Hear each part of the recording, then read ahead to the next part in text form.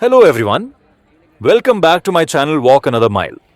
Today we are heading on a fascinating one-day trip from Bangalore to Mysore, and the highlight of our journey is the world-famous Mysore Palace.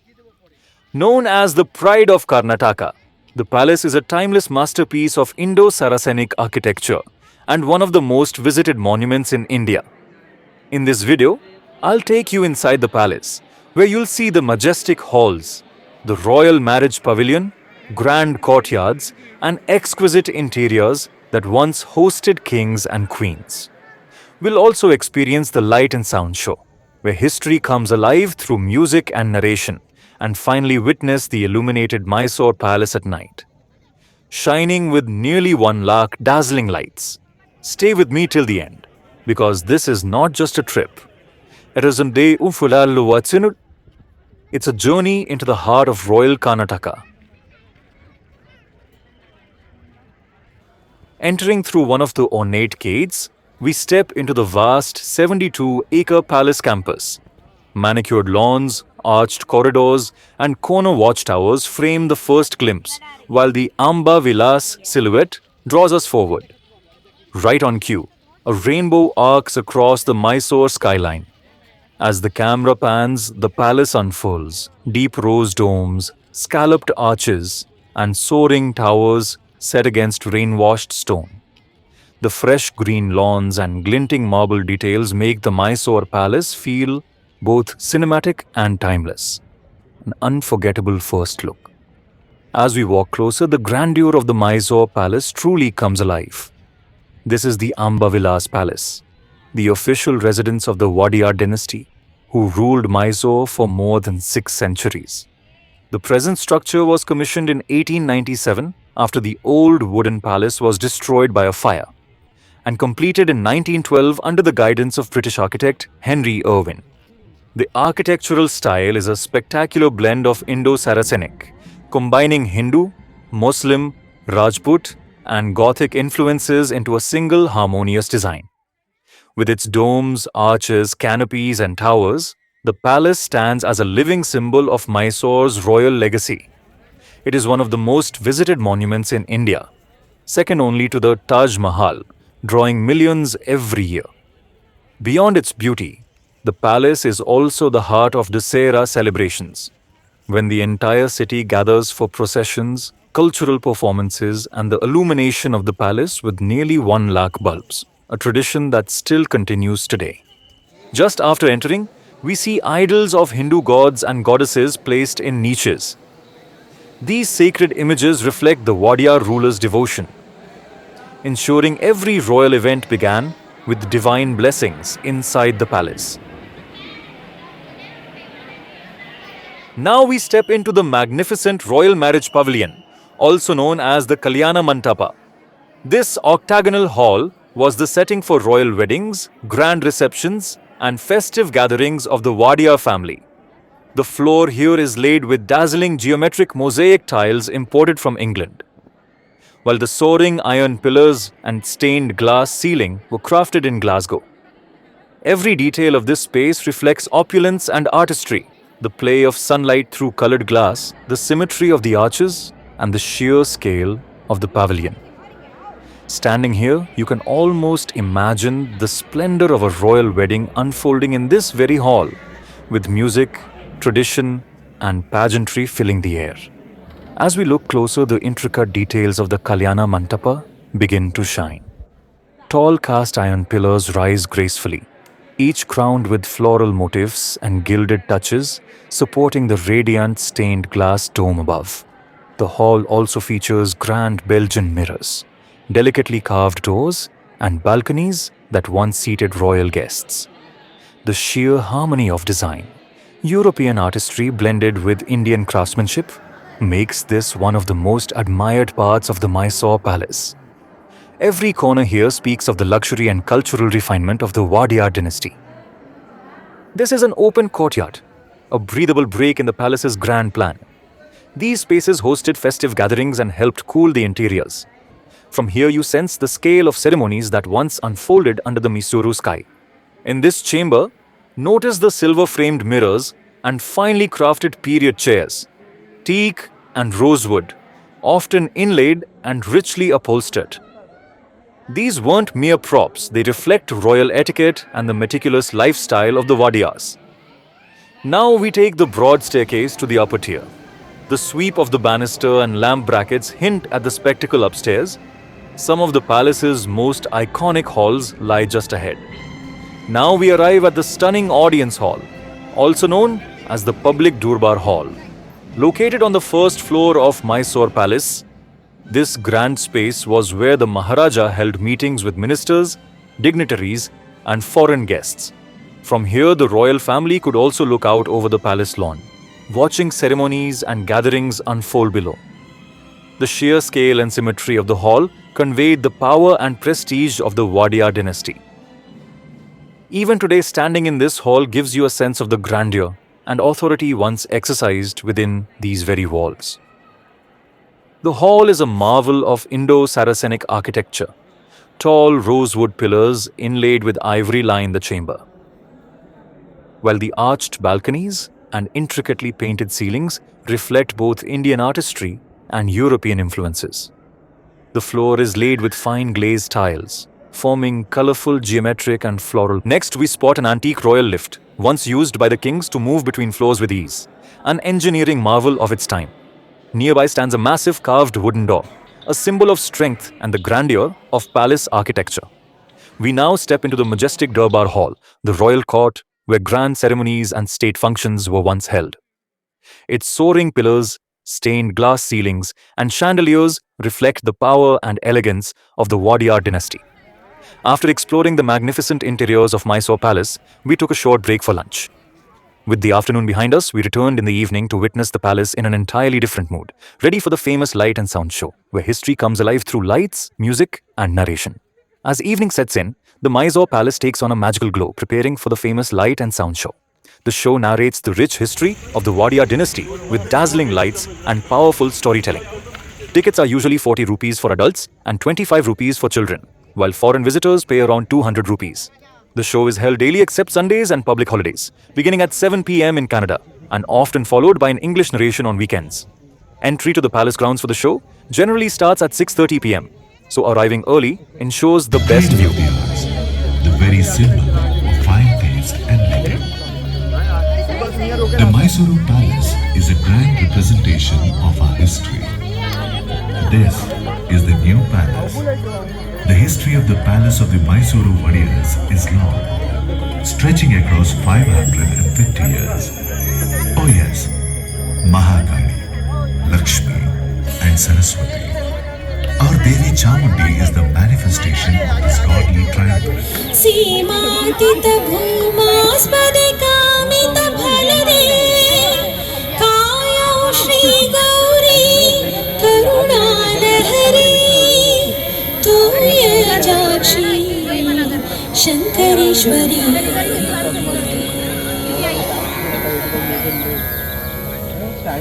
This region is referred to as Mahisha Mandala in the Puranas, the old mythologies. The coming here of Chamundi is an exciting story. Long ago, there lived here a Rakshasa, a demon called Mahisha. He was very cruel and tortured people mercilessly.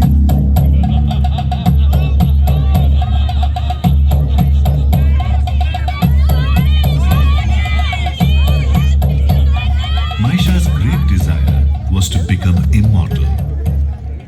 He did severe penance, meditating on Lord Shiva.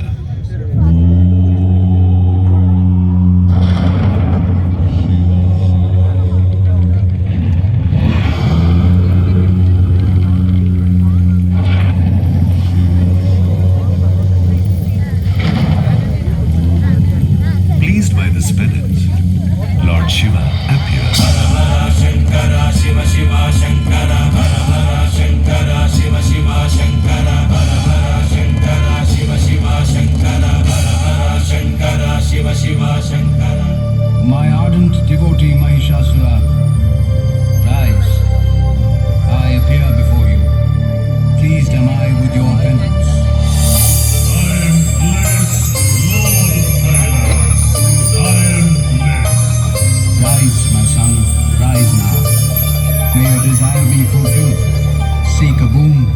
granted shall it be. Lord of the universe, grant that I may not be killed by either man or beast that hails from the three realms, Atala, Vitala, and Patala. So be it.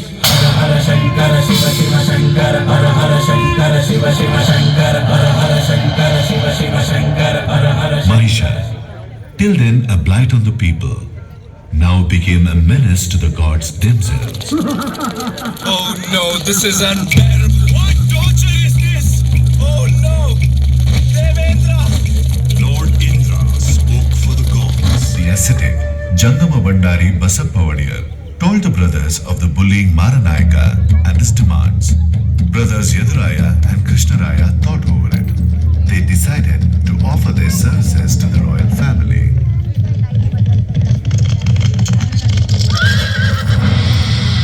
Namaste, Royal Mother. We are of the Yadu dynasty. We have come here to free you from your distress. Send a message to Maranayaka that you agree to give your daughter in marriage. May the coming full moon become his day of death. The grateful royal mother sent the planned message to Maranayaka. The full moon arrived. Maranayaka with his entourage moved from Karugahalli to Hadinadu. The brothers Yaduraya and Krishnaraya joined the wedding party in disguise.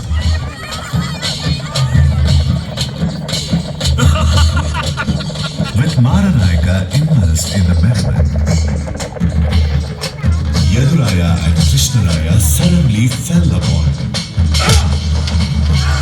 The bullying chieftain fell, crying, Oh, please! Spare my life! You have caused misery to helpless women.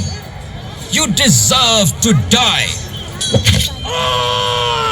Krishnaraya, lay siege to Karugahalli. Take it under your control. I shall secure the safety of the royal family. As you command, brother! Royal Mother, your misery is at end. You and your province are secure. We have no means to thank you. Mother, we did our duty. Why talk of gratitude? We seek your grace of heart. Marry my daughter Deva Jamani and protect our kingdom. As you wish, Mother. Let the wedding take place right away. Hail Yaduraya! Victory to Yaduraya! Long live the queen! and so it came to pass. An epoch in Karnataka, a great regime was born. Yaduraya ascended the throne on the 11th of April, 1399. He took on the title Vadiyar. The princes of Yadu Vamsha, the Yadu dynasty, became the founders of the Mysuru Vadiyar dynasty. Let me tell the rest of the story. And who might you be, my lady? I'm Kaveri.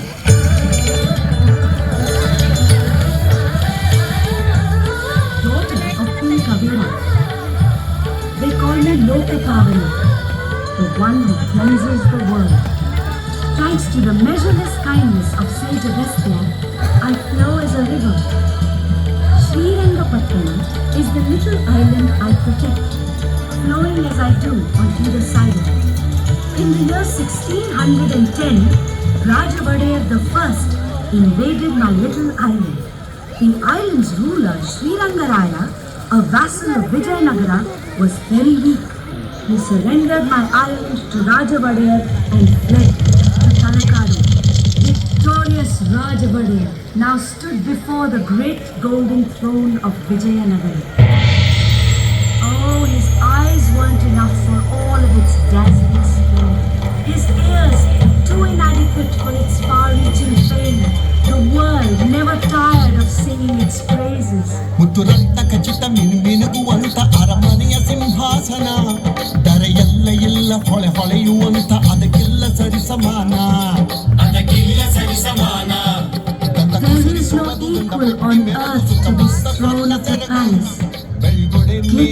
Shining, splendidly studded with pearl and precious stone.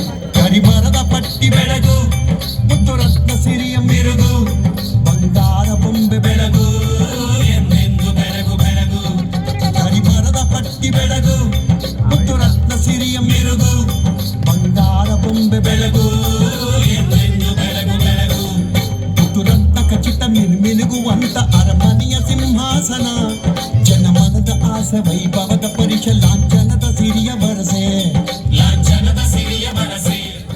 On the 23rd of March 1610, Raja Vadiyar shifted his capital from Mysuru to Mai Srirangapatana.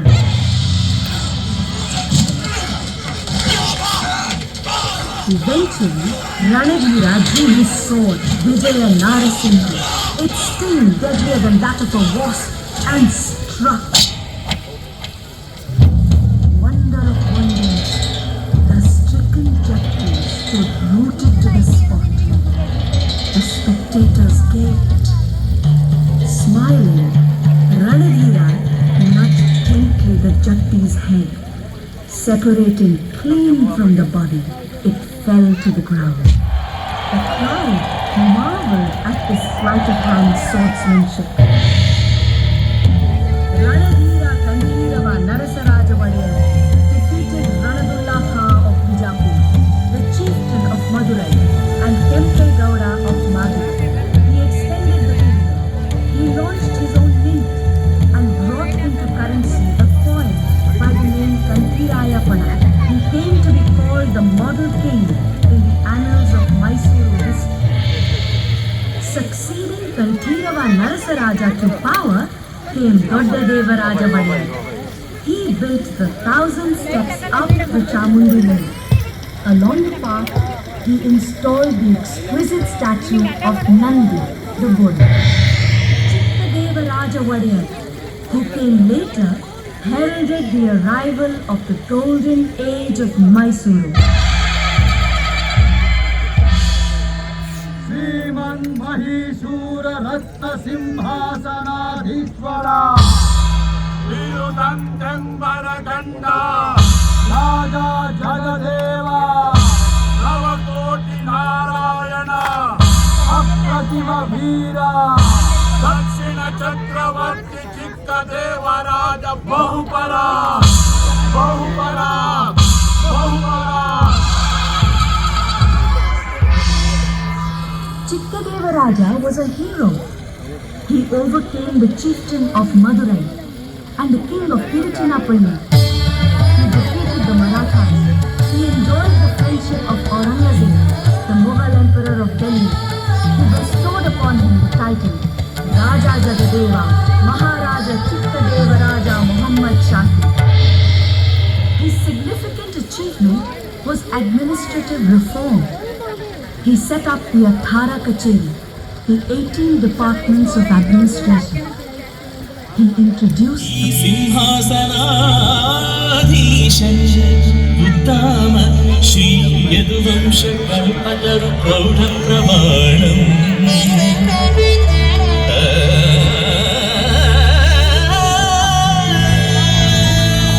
ಜಗತ್ ಪ್ರೇಮಂ ಬೆತ್ತು ನೆಗಳ್ಗೆ ಬಾಳ್ಗೆ ಚಿಗದೇವೇಂದ್ರ Mahi ಚಂದ್ರಮಂ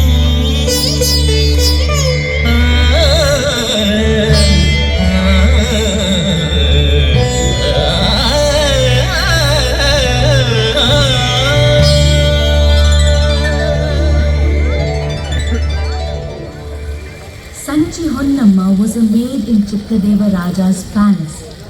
The proximity of the court poets evoked her own poetic inspiration. She wrote a poem titled Hadibadaya Dharma. One day, Chikkadeva Raja was eager to listen to her poem. Honnamma, I hear that between your duties, you write poetry. May we not enjoy the grace of your lyric? Oh sire, my lyric is but immature. Your court is endowed with stalwart poets of unmatched caliber. I am but a flickering candle before their poetic brilliance. But Tirumalarya hymns himself has praised your poem in my very presence. Come, do present us a selection of your lyric. I am blessed, my lord, to have the praise of a poet like Tirumalaria and the audience of a king such as your majesty. I am truly blessed. ಪೆಣ್ಣು ಪೆತ್ತವಳ ಬಳಗ ಬೆಳೆವುದು ಬೇಗ ಪೆಣ್ಣ ಪೆತ್ತವರು ಪೆರ್ಚುವರು ಪೆಣ್ಣು ಪೆತ್ತುದರಿಮದೆ ಪೆಸರೆನಿಸಿ ತುಮಿಗೆ ಬಣ್ಣವೇರಿದು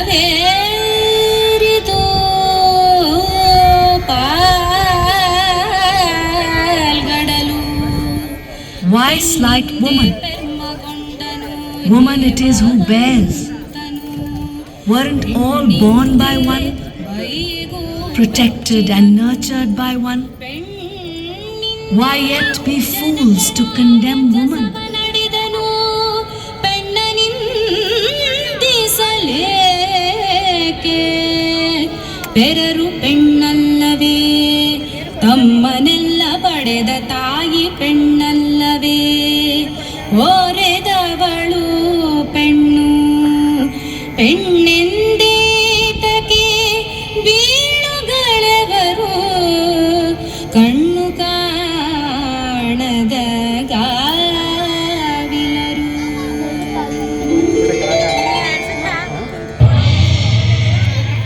The warrior himself was a poet, a scholar, and an accomplished player of the veena. His only favorite was a veena named Kalavati. He delighted in the very touch of it. When he placed it on his lap, tilted and plucked the strings with skilled fingers, the universe was filled with sounds celestial.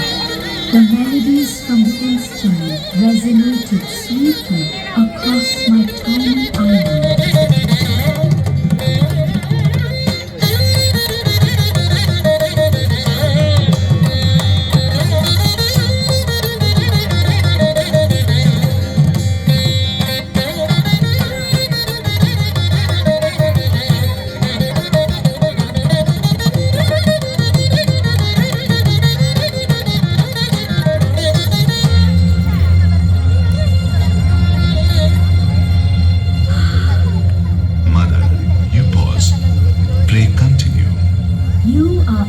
To know the past, yet I must pause, for what comes next is not pleasant.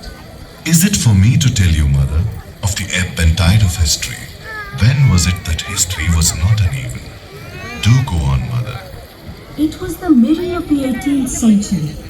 The Mughals were in decline all over India. The Marathas were growing strong. The British were on the rise. Kings everywhere were reduced to mere dummies. Power went into the hands of strong military heads. Mysuru was not an exception to the times. Army chiefs Nanjarajaya and Devarajaya ruled in wanton abandon.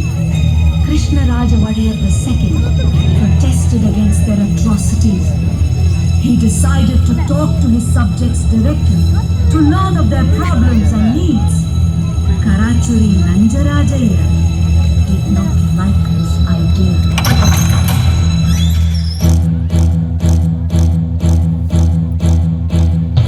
Your Highness, your delicate little body will not withstand the rigors of heat and dust. We have taken much care, beyond your own, to nurture your gentle self without exposing it to undue hardship, to keep your royal person in robust health. Your royal self and the Mysore kingdom are like our own two eyes. It is by the grace of Lord Ranganatha that your royal self is not in peril as yet. So desist from inviting it upon yourself.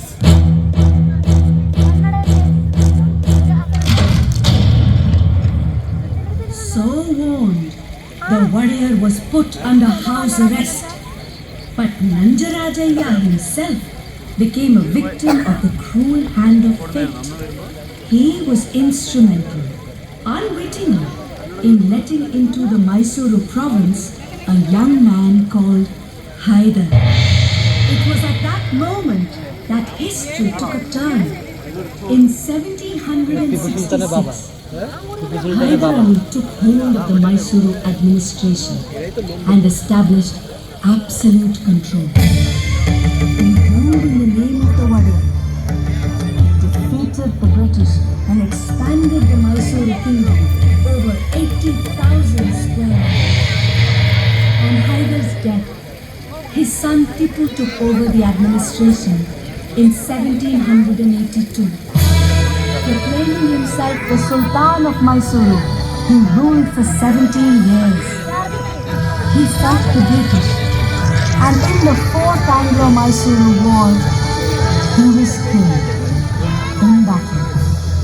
The 4th of May, 1799, was the day the glory of my beloved island was snuffed out forever. The capital was shifted, this time from Srirangapatna to Mysuru. Thence my tiny island and I became past glory. The British installed a minor, Little Krishnaraju Wadiyar III, as the new ruler. Diwan Purnaya was to oversee the new administration. The Wadiyars were back in Mysuru. In 1800, on this very site, was built a palace in wood, suitable for the residence of the king. It was a 5-storied structure with exquisite carvings of intricate design.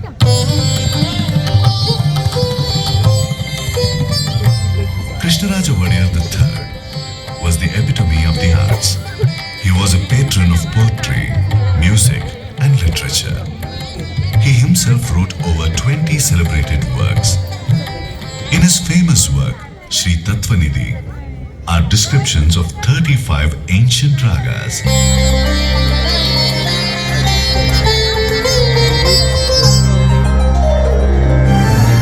Spatika Rajata Peethe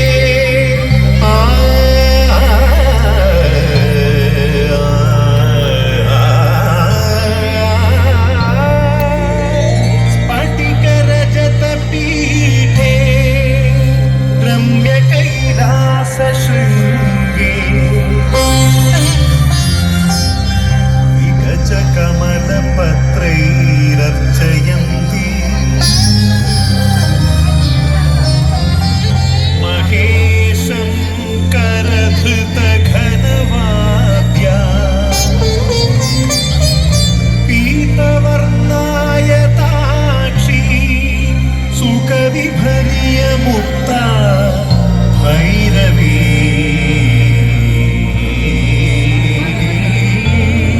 Bhairavastri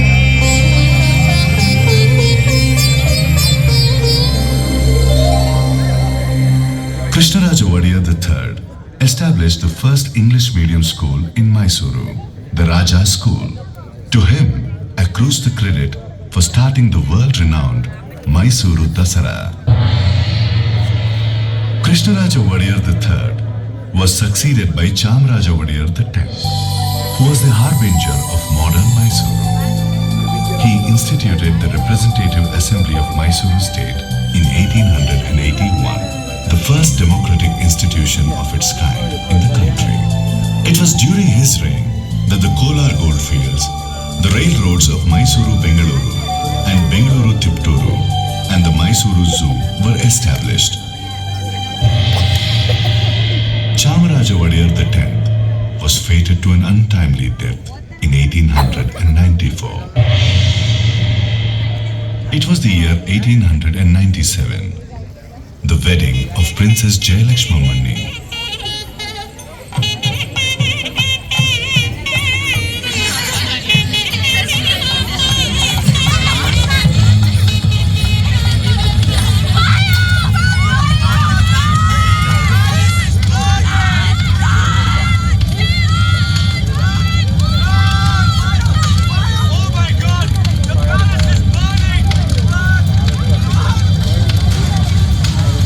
Of flame rose higher and higher to consume the solid dry wood.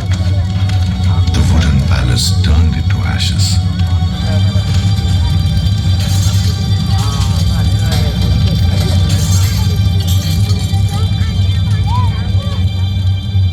few days later, the Queen of Mysuru, Maharani Kempenanjammani, came to see the ruin accompanied by the British resident. President Sahib, it is our wish that a grand palace be built at this very spot where the wooden palace stood. Among all palaces, it must shine like a jewel in the crown. As your highness wishes, I will ask Henry Irwin to prepare a plan for the palace. Henry Irwin? Who is this Henry Irwin? A great architect from England. He built the Vice-Regal Lodge at Shimla. Then send for him at once. The master architect came to Mysuru. He stood here to take in the 72 acres of the site. The vision of a palace began to take shape in his mind. It was to be a grand structure, 245 feet long and 156 feet wide. The actual palace rose from the ground slowly, surely. The construction of the palace, which began in 1897, saw completion in 1912. Today, people witness the history of Mysuru through this glorious palace. An elegant memory of modern Mysuru is that of Krishnaraja Wadiyar IV. He took Mysuru to its destiny of a model state, the founding of the Shimsha hydroelectric project at Shivanasamudram and the iron and steel works at Bhadravati, the founding of Mysuru University, Mysuru Bank, Kannada Parishad, the launch of the radio channel Mysuru Akashawani, the Mysuru Arisikere Railroad and the adult education program, the establishment of libraries all over the princely state, the Miller Commission for the Upliftment of Backward Classes, the Legislative Council for Framing of Laws. His roster of achievements grows long. Distinguished administrators like the Diwans, Sir Mokshagundam Vishveswaraya and Sir Mirza Ismail served the state during his regime.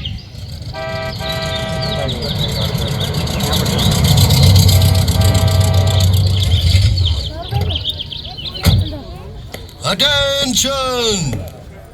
His Royal Highness, Savadhan! Your Highness, Sri Vishveshwaraya awaits your kind audience.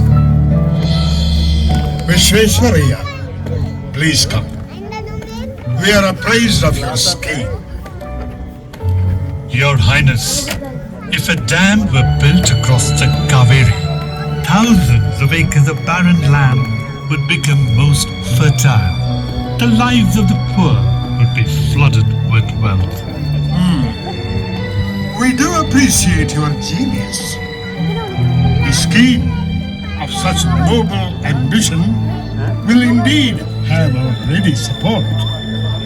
Please proceed. I am most grateful to you.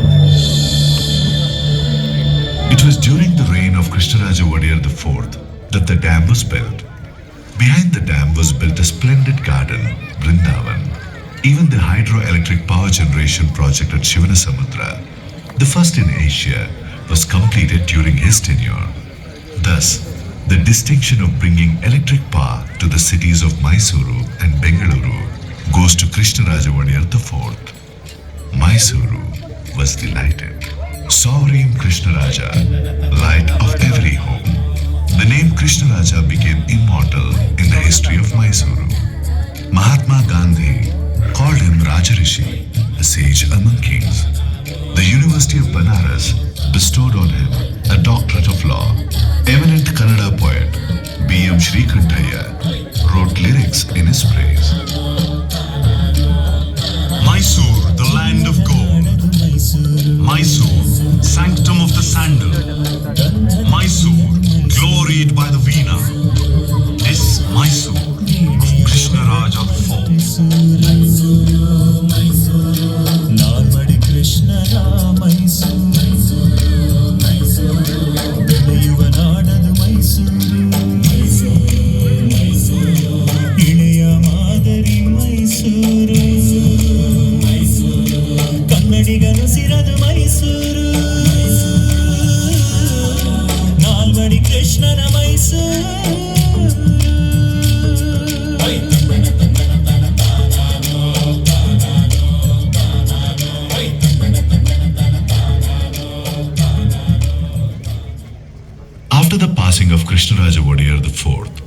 Jayachamaraja Wadiyar became the king of Mysuru.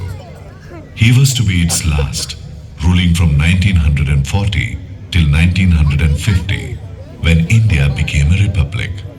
During his tenure, the Sharavati hydroelectric project and the Bhadra project were envisaged.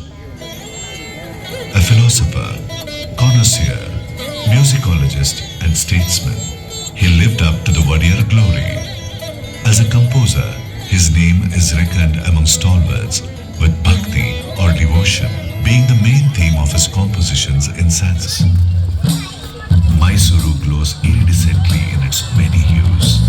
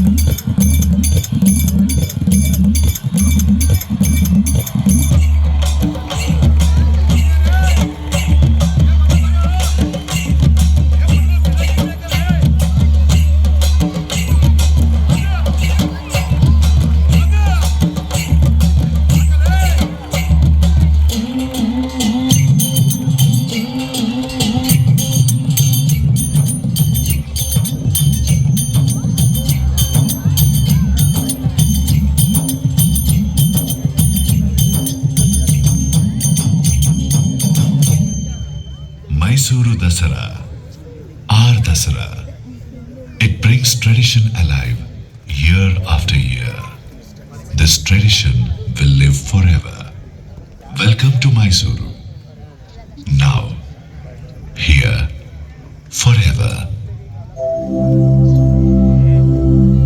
कायं श्रीगौरी करुणालहरी तोयजाक्षी शङ्करेश्वरी कायं Shrigauri Karunalahari तोयजाक्षी Shankareshwari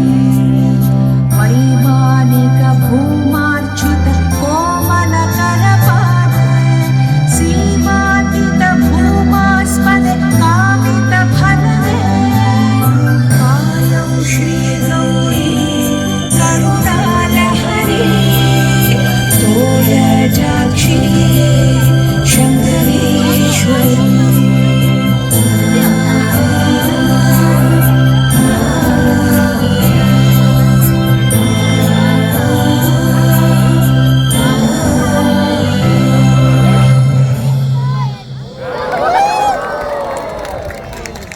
As evening falls, the Mysore Palace unveils its most enchanting sight. Over 97,000 bulbs illuminate the entire structure, bathing it in a golden glow that can be admired from miles away. This dazzling spectacle is one of the most iconic experiences in Mysore. Adding to the magic is the light and sound show, where history, music, and lights come together to narrate the story of the Wadiyar dynasty and the grandeur of Mysore's past. Standing before the illuminated palace, one feels the blend of spirituality, heritage, and royal elegance that this one-day trip from Bangalore has offered. From the sacred shrines of Sri Rangapatna to the mighty fort and Tipu Sultan's legacy. And finally, the majestic Mysore Palace. Thank you for joining me on this journey. Don't forget to like, share, and subscribe to Walk Another Mile for more travel adventures.